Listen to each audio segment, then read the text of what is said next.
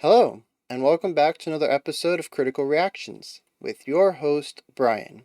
We're going to keep moving on with some of these special selections, but first, I do want to point out I'm a day late. I'm a little upset about this. Yesterday, we checked out Septic Flesh, and they were our 300th band, unique band on the channel.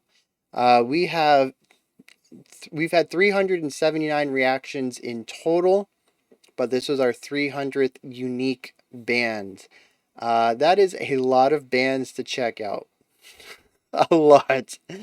Yeah, just kind of want to celebrate that a little bit that we hit the big 300. So let's keep moving on though. This video's special selection comes at us from Johan Liljeblad. I hope I said that correctly. Tough one, but I'm gonna go with an Italian band, Areknamés. I'm probably mispronouncing that, unfortunately. And their closing song, The Very Last Number, off their 2010 album In Case of Loss. So, we're going to check this out. And, the description says that it's a 19-minute true masterpiece of progressive rock. And it is 19 minutes and 21 seconds. So,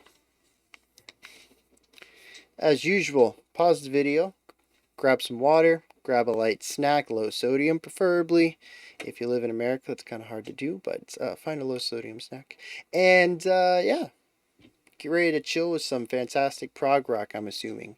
I'm assuming it's fantastic. I mean, it's been specifically suggested for me. So, alright, let's go.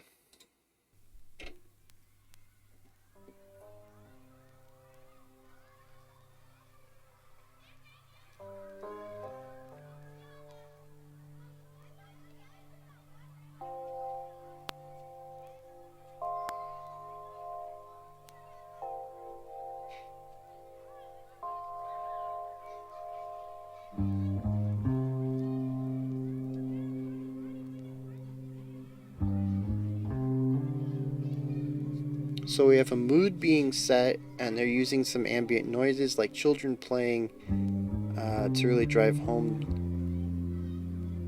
that mood.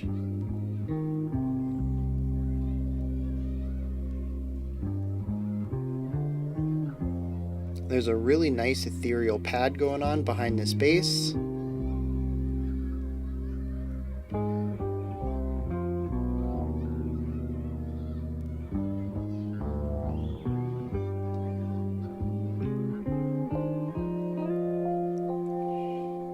Yes.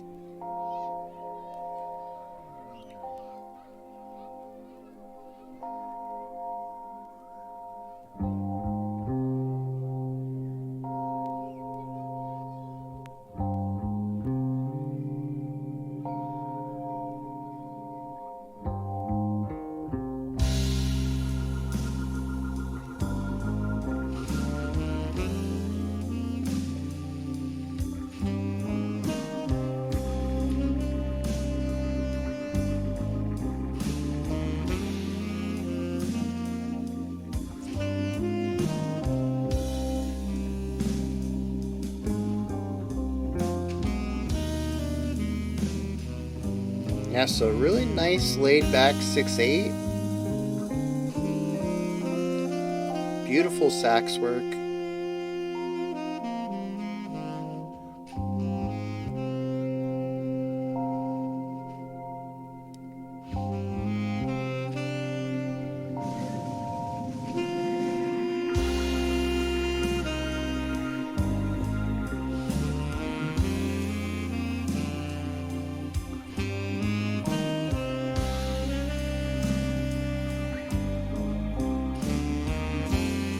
Oh, it's not 6/8. It's 11/8.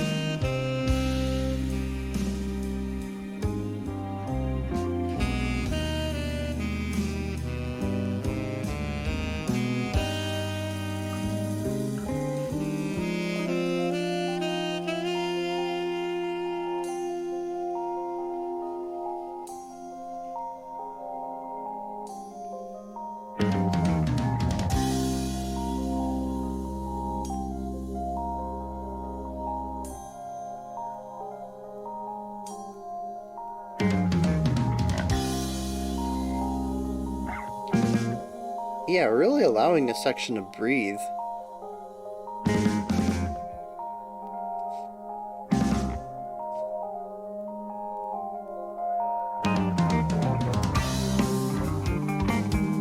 Ooh.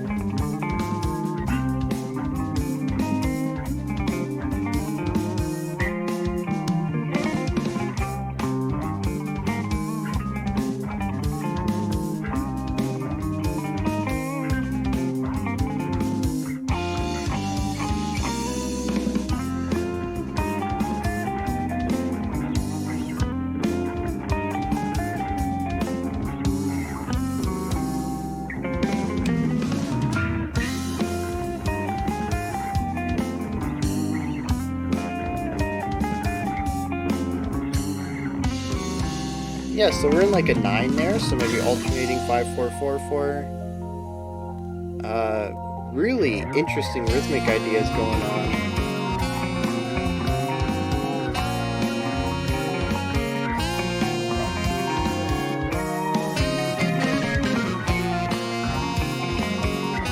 Not coming in on that downbeat with the sax. Yeah.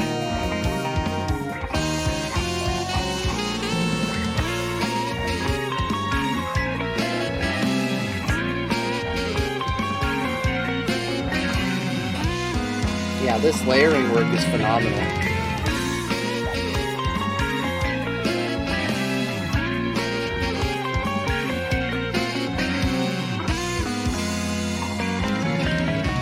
There's easily 3 moving lines there. I don't know if I'd straight up call that 3-way counterpoint, but there were 3 moving lines. And they all just kind of tiptoed around each other so well. And then, of course, we just had a lot of info, so now we're letting the listener relax a little bit, letting the song breathe.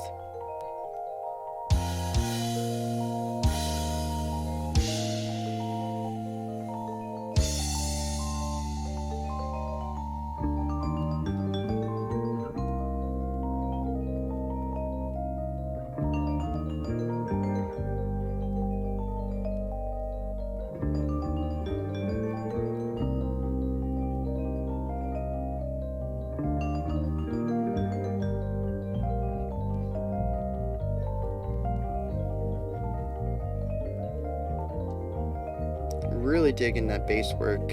It's so quiet.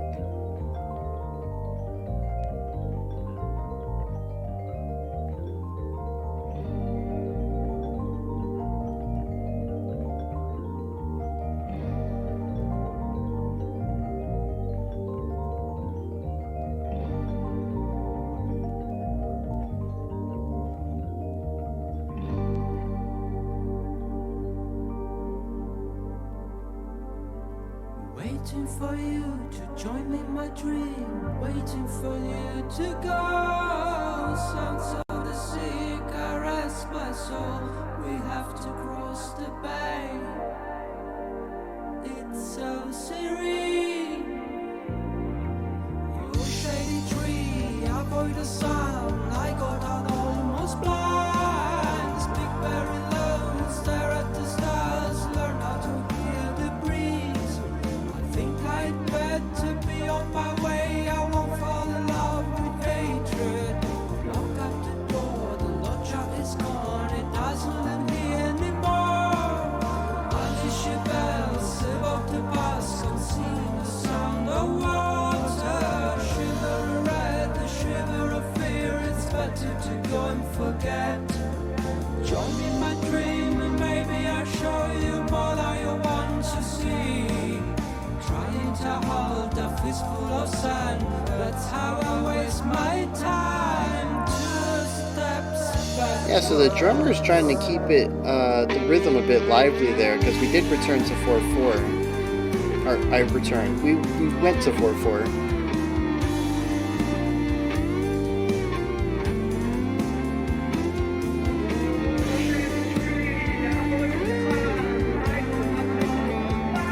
Interesting decision to muffle the vocals, bring it back with the same lyrics, and provide some counterpoint with the guitar.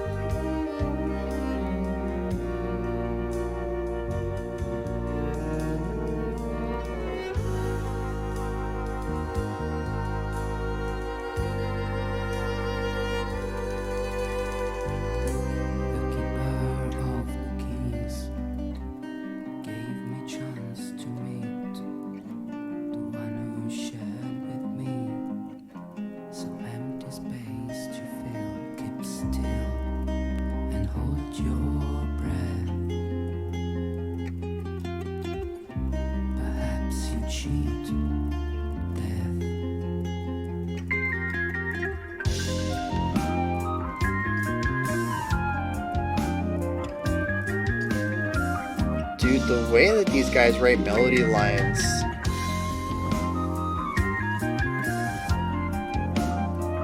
It's mesmerizing, it's gorgeous. Shadows run away, both poorly painted grey, pursuing different paths, reaching the same end in last ditch attempt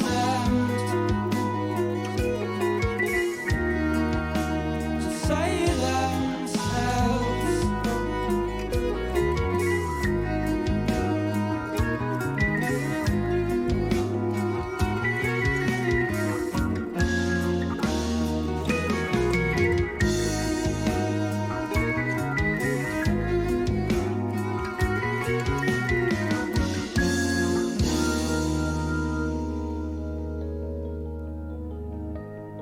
I told you I don't know him.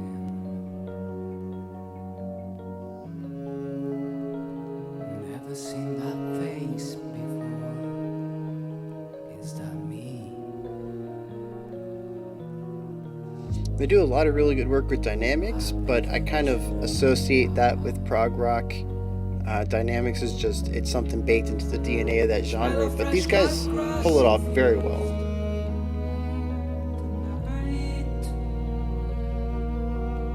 Night when I begged you to give me some more time to live. Nice little triplet there.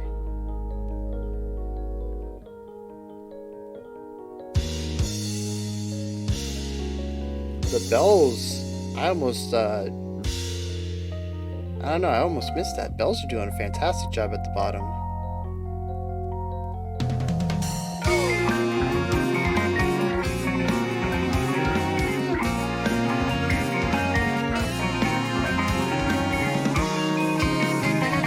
I don't understand how this isn't muddy. I don't. It's composed so well.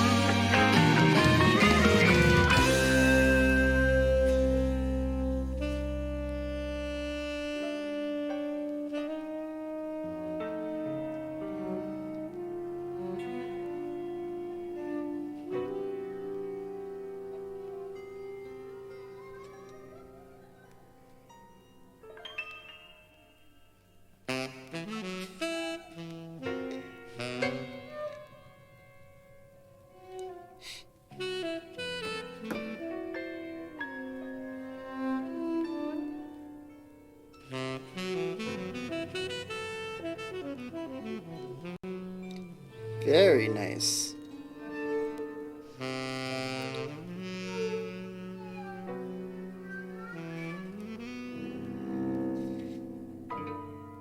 They do a very good job of evoking a tone with almost nothing happening.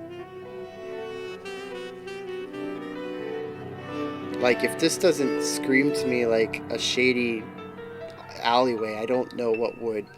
It's just so well composed.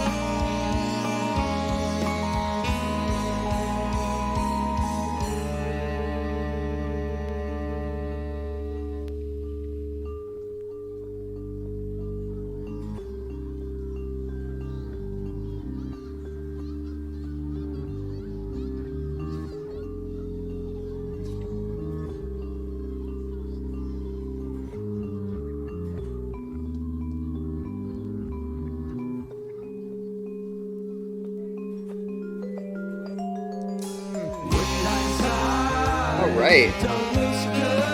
The transition from those pedal notes into the run that leads into here on the bells was beautiful.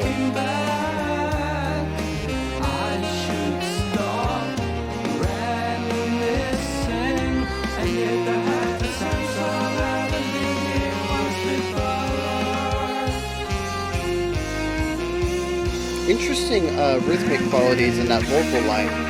Those last two sentences.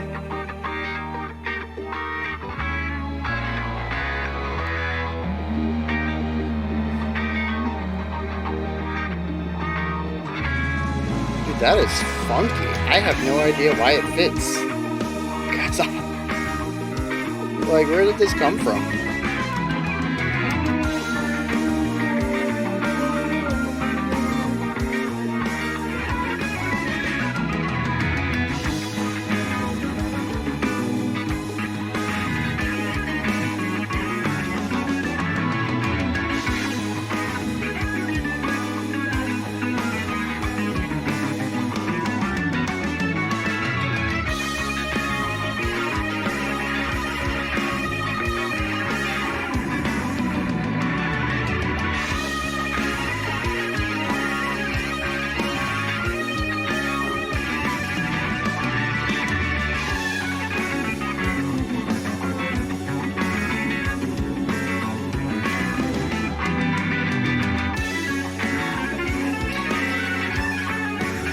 So I think we're in 3-bar phrases, which is giving this sort of an interesting feel while not actually leaving 4/4.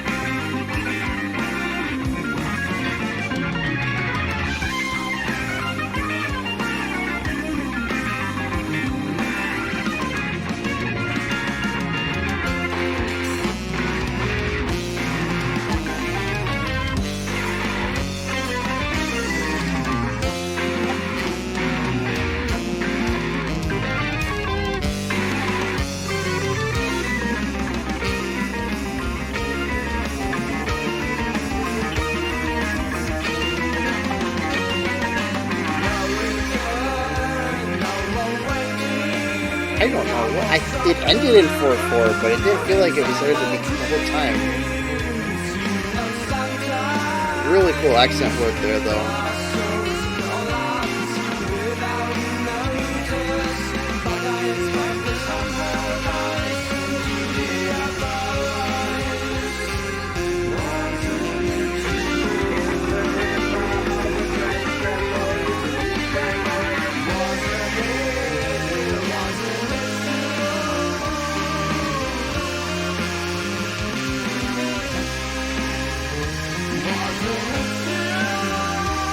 Yeah.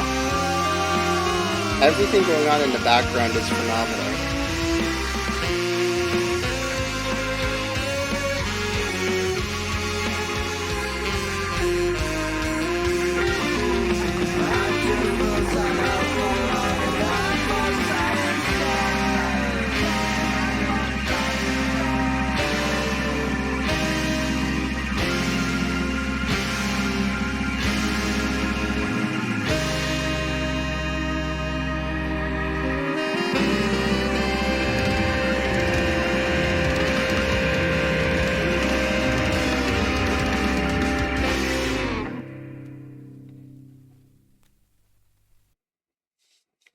All right. All right.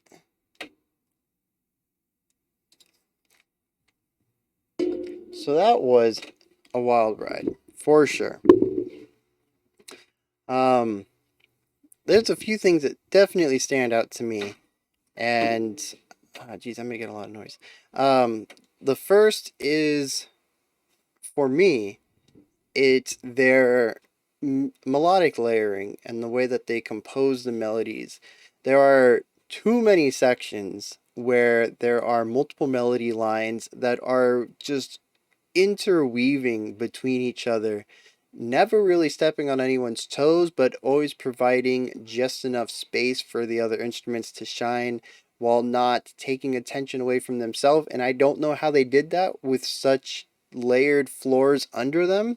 Like, the foundational work is big. There's a lot of layers in the song, all over, start to finish. Like layers are just a huge part of this track.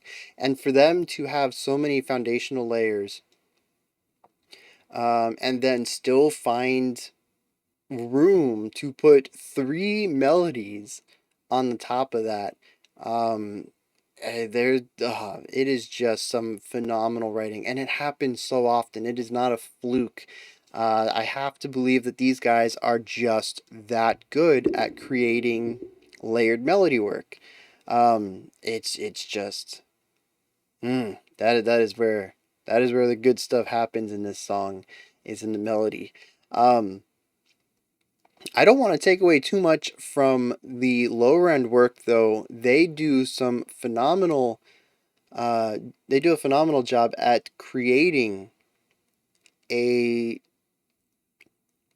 an atmosphere, right? So I mentioned at the beginning with the children playing, the ambient sounds of that mixed with the very little work that came in. We started off with only a few instruments, or sorry, a couple instruments, and they were very low in volume. And we went through a 19.5 minute journey from that idea, and I don't think we ever changed from that idea. The overall atmosphere and theme of the song never really swapped to anything other than the sort of pessimistic melancholy that we started with. The song feels like it's being dragged down for 19 minutes. And yet, I don't ever feel the song was repetitive, even though we revisited several of the same ideas throughout. We saw some really nice ideas of motif popping up, and the theme itself never changed. We sat within the same pocket of sound, at least in the foundational work, for those full 19 minutes. So they found a way to carry a single idea, especially an idea like this. It's not super heavy, it's not an oppressive atmosphere, but it's not happy either. It's not something that people are typically going to go out of their way and want to be enveloped in for almost 20 minutes. So I'm definitely impressed in that sense that they created a song that was enthralling despite being a dreary song from start to finish, and despite not changing up that dreariness. Musically, a lot of the chords, which I think is what ties together the entire atmosphere and theming, there's not a lot of movement there. We do see some interesting chord progressions throughout, but for the most part, we retain several of the same progressions themselves. The chordal modes, we see them revisited several times throughout the song.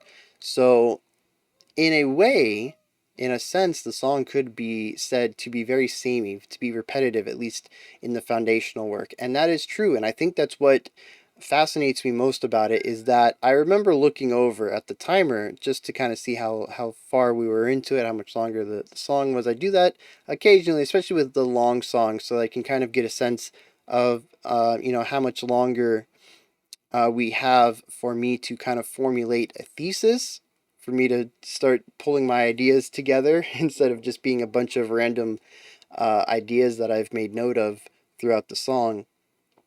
And I remember looking over, and it was like 16 minutes in, and I was like, the song's almost over. Like, that doesn't usually usually about the 10-minute mark in these longer 20-minute songs. Usually about the 10-minute mark, I'll be looking over and I'll be like, okay, we're halfway through, and I've got some time to piece some stuff together. And now I was like, oh geez, the song's almost over, and all I have is a bunch of single ideas. I need to I need to start pulling this together into some overarching themes I can talk about. So yeah, for them to make sort of a dreary sounding song with a very similar foundational aspect from start to finish. There were a couple of sections that were unique, but for the most part the song was very similar. And to keep my attention for that long, that's something, right? Um But yes, aside from the fact that the foundational work is very samey, like I'm gonna be returning to this a lot because it is just done so well. The melody work is just phenomenal, and the way that they play around with sound. I mentioned this in the first verse, the first time the vocalist came in. Um, the vocalist did their part, and then they repeated it. They muted it a bit and put some extra reverb on it, and kind of made it sound like an echo. It was dampened and a little fuzzy from the reverb, and it sounded like an echo of what was just said, and it was played against a new melody line in the guitar. And it's little things like that that interest me because they have created ways to revisit ideas without actually revisiting them. I don't think there was a single section in here that was identical to one before it. There was a lot of returning of motifs. There was some melodic ideas that were revisited, maybe on a different instrument or a different tempo. But I believe the song is a rhapsody in the fact that we are constantly moving through sections, not really returning to any. There isn't a traditional verse or chorus in here, since I don't really think we revisited any core idea long enough or in such a similar state to have said that it is a revisited part of the song rather than a new section. Um, and that may, well, I think I'll be a little more definitive. That is probably a strong point of why the song doesn't feel as long as it does, or why the time went by so fast, is because while a lot of the underlying work is generating a very similar style and feel, a lot of the melodic work, the stuff that's in the spotlight, is changing constantly. The song never repeats itself directly. We do get these nice callbacks, but we don't revisit any section that would make the song seem drawn out or repeated or anything like that. There's always something new to listen to think about, to analyze, and they're just constantly pushing the envelope of what can be added.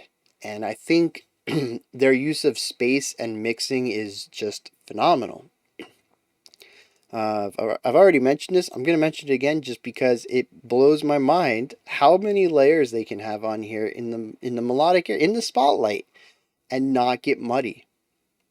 There's at least two sections I'm pretty sure I mentioned specifically when they happen. How is that not muddy? How is that not a confusing mess of sound? It should have been jumbled, and instead I heard everything crystal clear. And it is a mix of, I mean, it has to be a mix of composition and mixing. I believe a strong part of it is the composition, and that's going to take some weight off of the mixer, the engineer, um, because the writing itself already provides space for the other melodies to pop in and play their bits, and the spotlight is can kind of jump between whatever part is most important. So while you're not hearing all three melody lines, you're hearing the important parts of all three melody lines, and it's sort of bouncing between three of them, sort of like if we were to take this to like film theory, and you would have like someone talking and then your reaction shots, and the camera would continue to have these jump cuts to the various actors. And that's kind of, you can think of the spotlight doing that, jumping between the instruments. And the spotlight helps direct your ear to what you hear. You can focus into any one of the instruments and hear their full line, but if you're listening to it casually, you're probably going to hear little splices of each instrument, and it's going to come together into a very beautiful idea. Now, in that sense, it is not a Hocket, though you might create one in your mind with the way that you hear all the instruments over time. If you continue to hear the same spots highlighted, you're going to create a single melody that does not exist in the song, but it does in your mind. And that's an interesting psychological part of music that I am not qualified to talk about, but I am fascinated by. Um, but yeah, so it's a really cool thing there. It's a mix between The composition allowing each instrument room to breathe, and then the mix sort of allowing each instrument a little bit of time in the spotlight and EQing things so that things don't get muddy. Everything else happens in the brain. But yeah, just phenomenal work on that. I'm still flabbergasted how several of those sections came out so clean. Um, yeah, just their compositional work is phenomenal. I would say that maybe the weakest part for me would be the vocal sections, because I think that's the parts where we hit the most traditional, modern, popular writing format. A lot of the progressive elements sort of dipped down. The first time vocals came in was also the first time we entered 4/4s, the first time that I don't think we were alternating time signatures based on bars. I mentioned before that we were in 11/8 because I felt a 6 and a 5. And 11/8 is a standard, a fairly standard time signature, so we weren't alternating there. But then, what was it, a 9/4? No, 11. Did I say 11/4? We were alternating between 5/4 and 4/4. Um, and then we entered the straight 4/4 when the vocals came in. And after that, pretty much anytime we had vocals, a lot of the proggier music elements backed out, and we entered into more traditional rock elements, traditional classic rock. Yes, not classical rock, classic rock elements. Um, and the writing, it didn't. I'm not gonna say it took a dive. I'm not gonna say it dipped in quality. The writing was still phenomenal. It's just the strong layered composition that I think is their strong suit was pushed aside a little bit for the lyrics to take part. And I'm not sure if that is their style or if that's because they evolved from the 70s prog rock and that had a tendency to do that as well. And it's more about, wearing your influences on your sleeve. I'm not sure why that happened, but yeah, I'll say it again. The parts with the vocals were just not as strong as the rest of the song for me. I would have loved for this to have been a 19 and a half minute instrumental easily. However, with that said, there is some really nice vocal work that went on, despite the 4/4. They had some interesting rhythmic qualities. I mentioned at the end, I think it was one of the last lines said, that the delivery was odd. And that happened a couple of times. I don't know if that is a language barrier because I think Johan said it was Italian.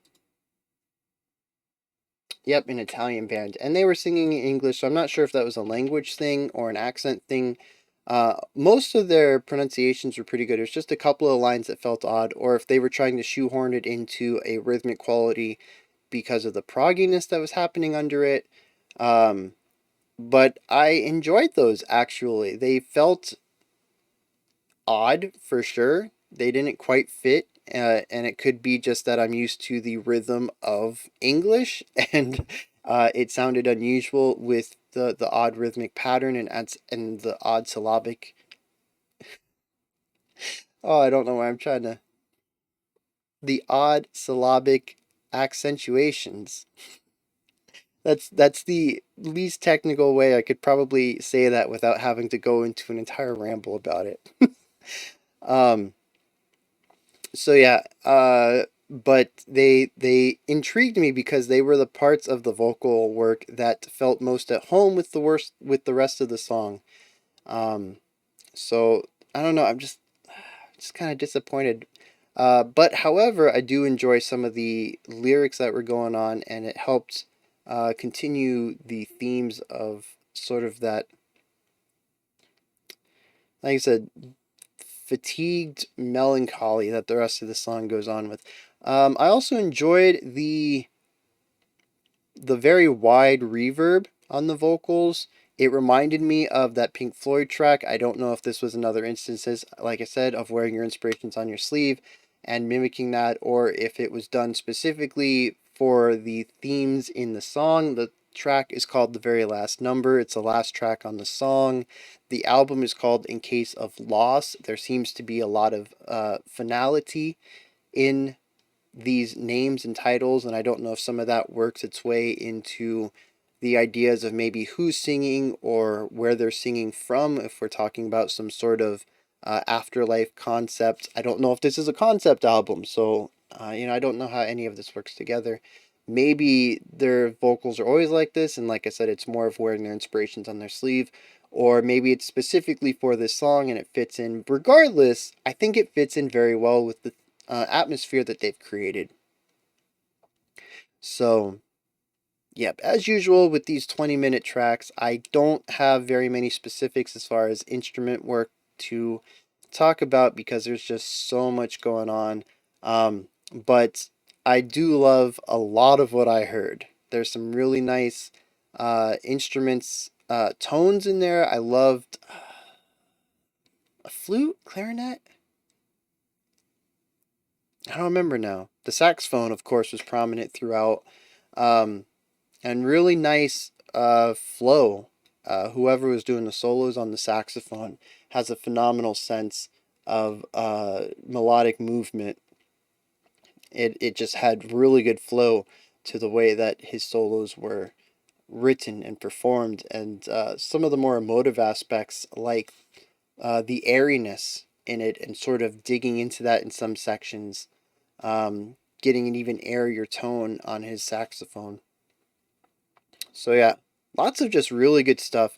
As usual, like I said, I wish I had more specific details to talk about, but when you got 20 minutes of such densely layered music, it's really difficult to remember specifics. With these longer things, I tend to talk about more general topics. So that's going to wrap up my analysis of Areknamés, the very last number. This is where you guys come in though. Hit me up with your thoughts. Drop them in the comment section. Let me know if you enjoyed this, if you agreed with anything I said, or if you have any context surrounding this that might help me understand what was going on. Like I said, it's a big song, both in time and density, so I am not going to be able to pick everything up on a first listen. So any context that might help out a second listen is greatly appreciated. There's also links to the Discord and the Patreon in the description box, and below that is a like, subscribe, and thumbs up a bell button. All three of those things help out the channel immensely. If you don't mind pushing them, I would be very grateful. I will be back tomorrow at 5 p.m. Eastern Standard Time, 10 p.m. UTC, with 2 more videos for Special Selection Week. Until next time, remember to be critical, not cynical, of the music you listen to, and have a fantastic morning, afternoon, or evening whenever you choose to watch my videos.